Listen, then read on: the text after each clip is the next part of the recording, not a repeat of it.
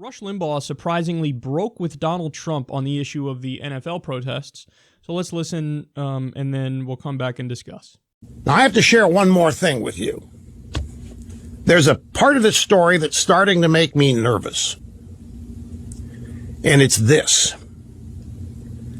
I am very uncomfortable with the President of the United States being able to dictate the behavior and power, or the behavior and of anybody. That's not where this should be coming from. Trump is continually tweeting, and I know what he's doing, and I understand why he's doing it, and his motives are pure, don't misunderstand. But I don't think that it is useful or helpful for any employee anywhere to be forced to do something because the government says they must. That scares the hell out of me. This should come from the league, as it looks like Goodell wants it to. The owners should be demanding this, not the president. The commissioner should be demanding this, not the president. We don't want the president being able to demand anybody that he's unhappy with behave in a way he requires. That's scary to me, even if the president's somebody I happen to like. This is a workplace issue. It's the owners and the league that let this get out of hand because they didn't know how to deal with it or were afraid to. And if this is going to be made to work, the players are going to have to be told who the boss is, and they're going to have to be given specific workplace rules and regulations that they know has nothing to do with the Constitution, the First Amendment, freedom of speech. If you want to work for the Tampa Bay Buccaneers, you are going to stand for the anthem. If you want to work for the Dallas Cowboys, you're going to stand for the anthem. But I'm really nervous if all that happens because the president makes it happen. He can make it happen by forcing the owners. But this is a slippery slope to me, and it hit me a while ago and crystallized last night. Trump is in the right, don't misunderstand, but no president should have dictatorial power over individual behavior. That was surprising.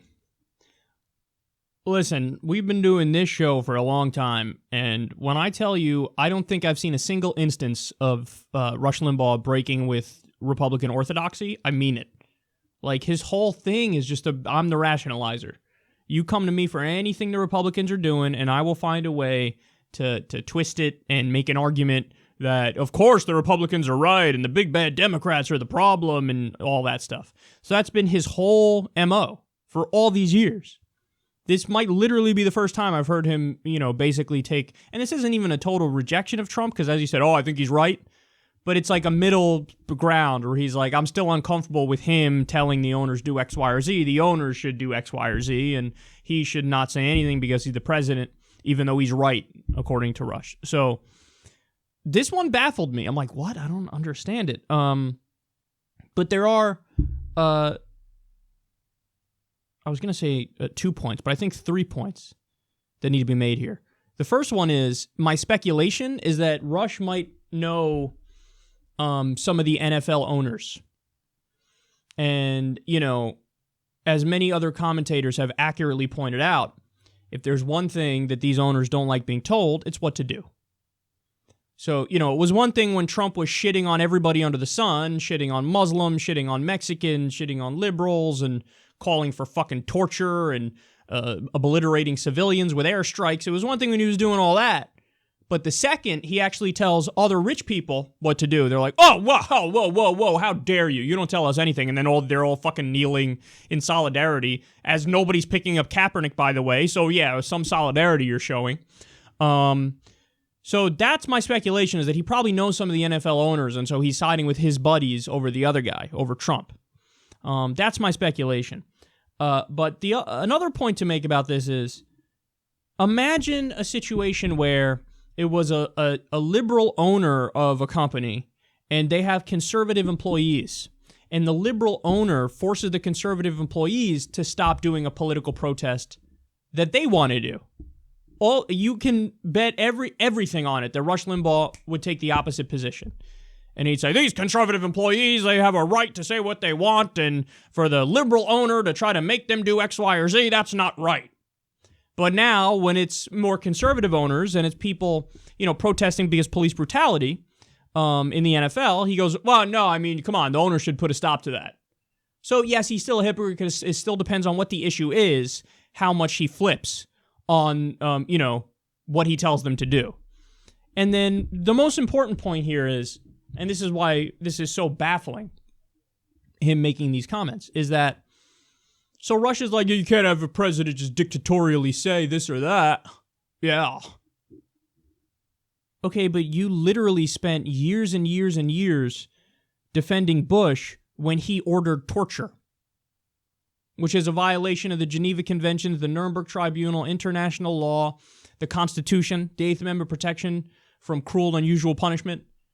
You defended a dictatorial order to do torture. You defended illegal wars. You defended mass surveillance, which is, of course, against the Fourth Amendment, protection from unreasonable search and seizure.